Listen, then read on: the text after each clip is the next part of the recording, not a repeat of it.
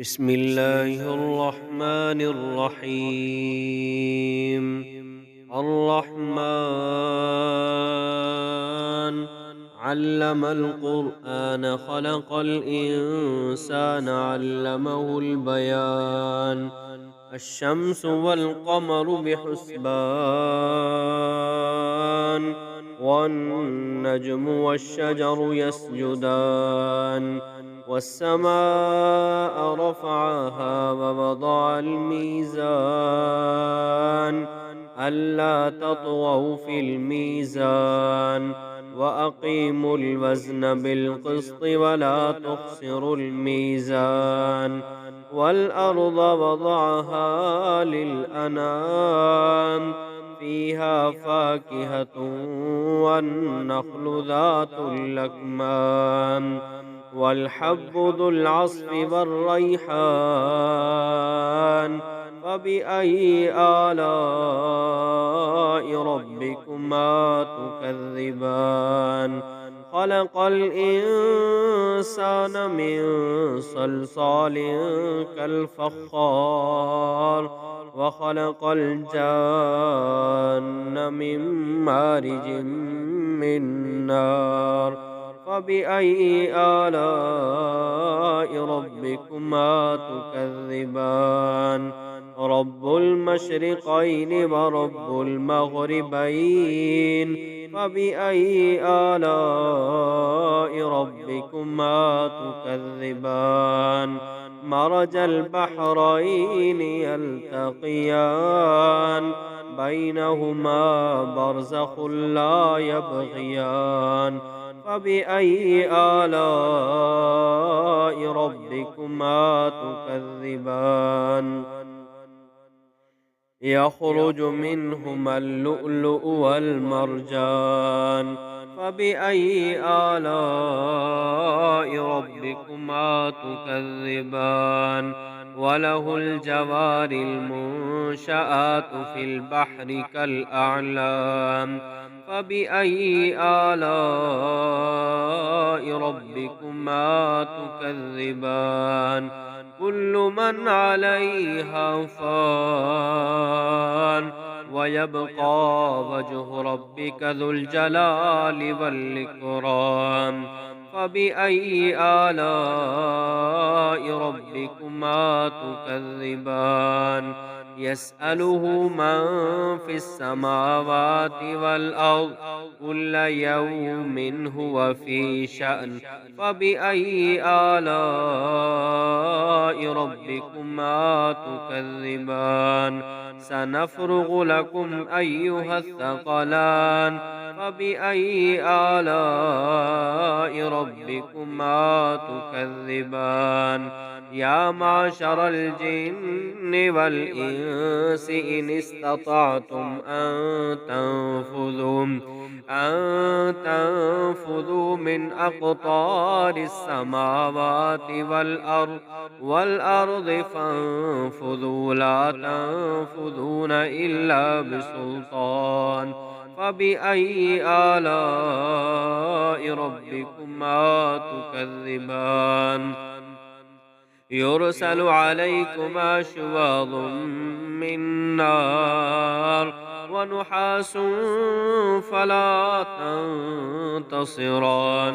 فبأي آلاء ربكما تكذبان؟ فإذا انشقت السماء فكانت وردة كالدهان. فبأي آلاء ربكما تكذبان؟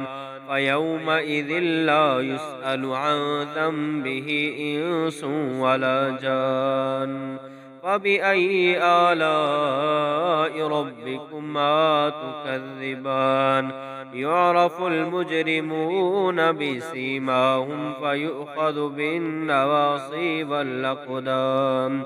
فبأي آلاء ربكما تكذبان هذه جهنم التي يكذب بها المجرمون يطوفون بينها وبين حميم آن فبأي آلاء ربكما تكذبان ولمن خاف مقام ربه جنتان فبأي آلاء ربكما تكذبان ذواتا أفنان فبأي آلاء ربكما تكذبان فيهما عينان تجريان فبأي آلاء ربكما تكذبان فيهما من كل فاكهة زوجان فبأي آلاء ربكما تكذبان متكئين على فرش بطائنها من استبرق وجنى الجنتين دان فبأي آلاء ربكما تكذبان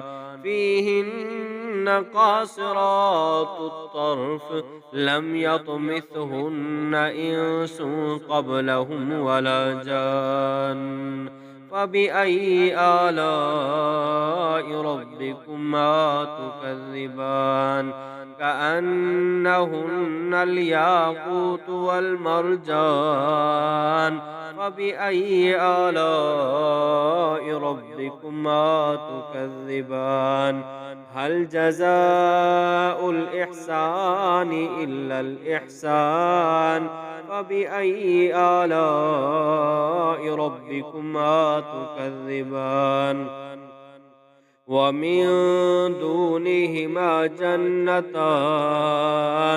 فبأي آلاء ربكما تكذبان مدهامتان